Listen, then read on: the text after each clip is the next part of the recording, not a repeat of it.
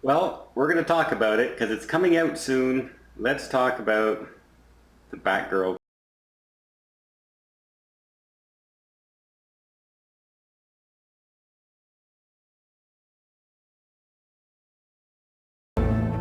So I have done my best to avoid all the controversy coming out over this show. And I know it's supposed to be a female empowerment movie and this is what or TV show and this is what they're going for. But I got a question for you. Who does marketing for the CW? I heard one person say, this sounds like a bunch of old people trying to be hip and they think they know what they're doing, but they don't. I think it sounds like somebody who's never had a job in their life in charge of advertising. Because if you want your show to be successful, do you want to come out of the box and eliminate as many people as possible from the fan base? I understand trying to build a fan base into an audience, but you don't do that by alienating the already existing fan base. And that's like, I'm watching this and I'm sorry, there's so many things that they could easily do to make this character great and awesome. First off, the very first trailer that comes out, she comes out and she breaks into Bruce Wayne's, I guess it's her uncle, and she breaks in and steals his suit and has the guy create the bat suit for her. And her line is, he says, this suit is perfection. And she goes, it will be when it fits a woman. And then later on, when she starts doing her Batgirl stuff, it comes out and it says, she says, I don't want a man, everyone thinks you're the Batman. I don't want a man to take credit for me. And here's the problem I have with it. Batman did not want credit. Batman did not want fame. He wanted to be under the radar, doing justice. Had she come out and she just said, I want to continue my uncle's legacy, people would have went, oh. Or I want to fill the void when Batman mysteriously disappears. Yeah. Now Gotham needs somebody, and she's ready to take up arms. I want to pay homage to my uncle. I want to represent the family. There's no subversion there. It's still a female empowerment. She's taking over. She's helping. But oh no, I have to be this, and you can't take. Now seems like those people who go around licking ice cream, trying to get views on YouTube and Instagram and stories like that. People looking for fame instead of being a hero. Like the second trailer is her going into a tattoo shop and seeing all these other people getting Batwoman tattoos, and she's all smug about it because, oh, look at me, everybody loves me, and I'm walking away with a smug smile on my face. Yeah.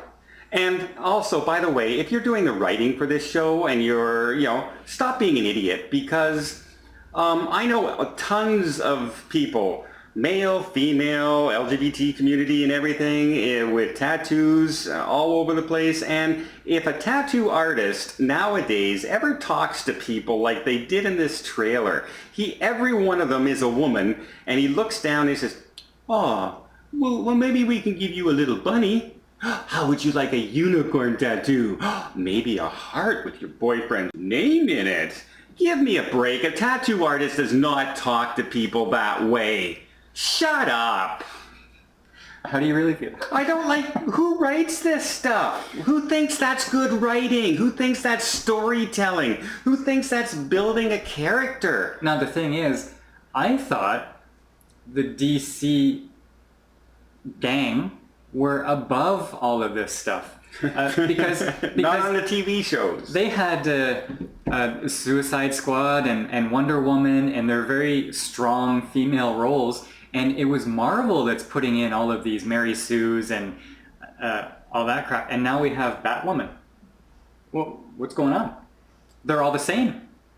They're all pandering. They're not writing stories anymore. They're writing propaganda and political comments. It's like they don't think that they have good enough storytelling to get a mass audience, so they're pandering to this one select group that's going to watch it because they're all about rah, it agrees with my politics. What about good stories? If they had just done like what we said at the beginning, honoring Batman, becoming a female Batman, and just taking over, as opposed to trying to eliminate his legacy, eliminate his history, saying you're doing it on his own while you're stealing his Batsuit and stealing his money and his Batcave. And how are you doing it on your own? You're stealing it from Batman. So shut up. Again, bad writing. And I don't know who the marketing person is, but I went to the CW website recently and I looked for the old trailers when I was thinking on doing this video. And guess what? You can't watch them anymore because they've been privatized, because they have been so badly received. The best trailer that they've released has a 13% approval rating. 13%.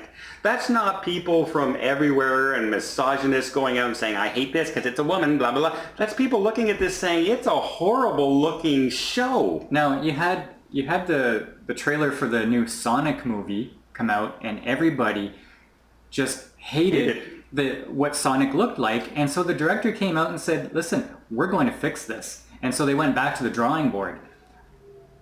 They've got to do the same for Batwoman, because this show is going to fail after 2 episodes. Yeah, like who wants to watch this if this is all you're doing? Like, you've already eliminated. It's too late in a way.